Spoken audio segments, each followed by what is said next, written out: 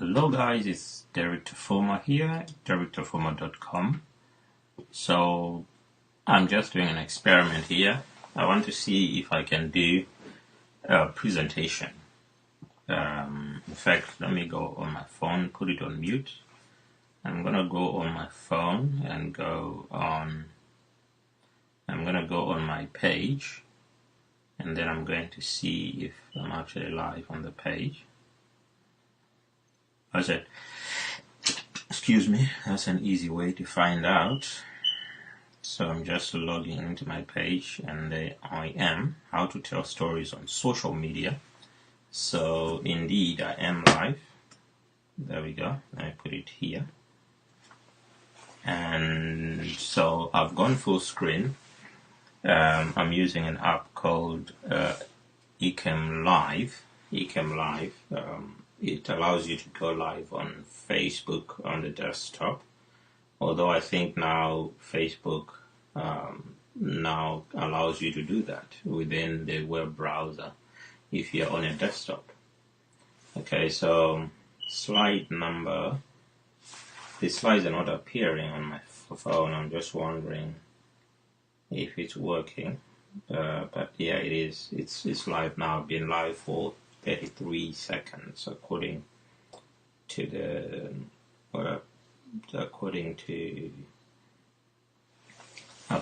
phone. So I think it's a little bit behind. So basically, Derek Tafuma, DerekTafuma.com, and I'm going to talk about telling stories on social media, how we can tell stories on social media. So the first thing we need to realize is that whenever we are blogging, podcasting, or video blogging, or blogging, we are actually telling a story. And the human mind is a story processing machine. So we process stories more than anything else, more than mathematics and quantum physics. If you're looking at mathematics, for example, it's easier to learn maths if you're looking at the history of maths, how numbers were formed, and stuff like that. Physics, the history of physics, how the atomic weapons were developed, and stuff like that. That is more interesting to the human mind than the equation for how to make a nuclear weapon, the nuclear fusion or nuclear fission that's taking place. So it's a lot easier for the brain to process, which is why I think the Bible is quite an important book, or religious text, in fact, because they are full of stories, and we identify with stories. And each story that someone has gone through will have some similarities somewhere with the way that you've experienced your own life. And so there's always that you're always identifying with personal stories of other people. Okay, so that's number one. So we're looking at blogging, podcasting, and video blogging. So in terms of blogging, and the picture that I've used in the background is WordPress, and WordPress is like the daddy of blogging. And blogging basically is writing, but it's also including in the writing you can include pictures, and you can include video within the blog or the article or the news story. So there is no difference now between what the big news companies, networks are doing. There is no difference what they are doing now with what you could potentially do, because you've got the resources. We now have the platforms where we can do exactly what the big organizations have always been doing. Okay, so WordPress is a big one. Then there is Medium. Medium is not so popular among a lot of people, but it tells you exactly if you open an article, it will tell you exactly how many minutes it's going to take you to read it. I think they use an average of how fast human beings read, and so they give you that, and it's easy for people to decide whether they're going to read it now because they've got 5 minutes during a lunch break, or they're going to read it at some time later. They're going to always make that decision. Facebook is becoming a big blogging platform, It has always been a blogging platform, just like Twitter. Twitter is 140 characters. At some point, they were talking about increasing the number of characters, but to date, they haven't. And so Twitter is also a big blogging platform. It restricts you to the number, but you can still post pictures, you can still post video within Twitter itself. And if you want to practice blogging, I suggest that you use Facebook for a lot of your blogging, because it allows you to write more than 1,000 words. Okay, you can write more than 1,000 words. I think Medium allows you up to 500. Can't remember now. And YouTube is also a big blogging platform because it's a search engine, which means that it uses words. Okay, it uses words for people to discover your content. So if you are putting out a YouTube video, you also need to put a description, and you also need to put some keywords in there. Some tags, I call them tags. You put some tags, which are words, and you also put a description, and that's going to help your video to be discovered when people search for particular content on YouTube. Then LinkedIn, I think LinkedIn is a great platform. I think as a professional, not only should you put your qualifications on LinkedIn, but you should also show by the way that you're blogging on LinkedIn that you know what you're talking about, that you have an expertise. People are looking for experts. Employers are looking for experts. So if you're an expert teacher of physics, then blog about physics.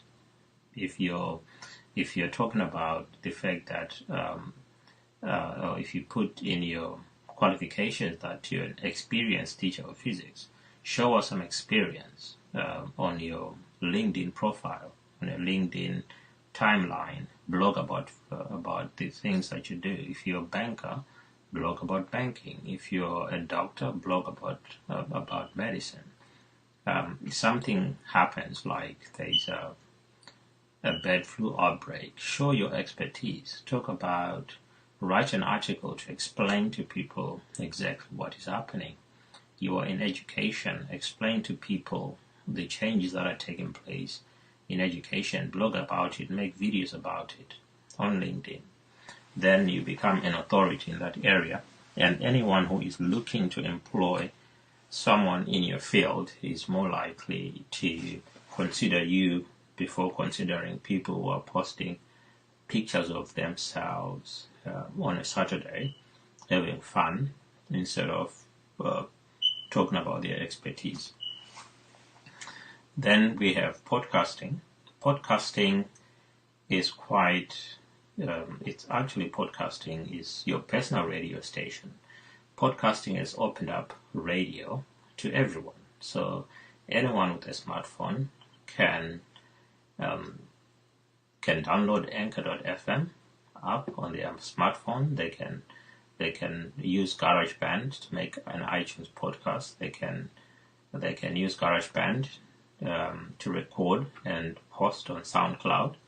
So not only do we have SoundCloud, we have Stitcher, we have a lot of other platforms which one can use. Okay, so podcasting is quite big. It's talking. It's what we've always done. It's the first thing we learn before we even read or write. We're already doing talking, and talking is podcasting. And this video,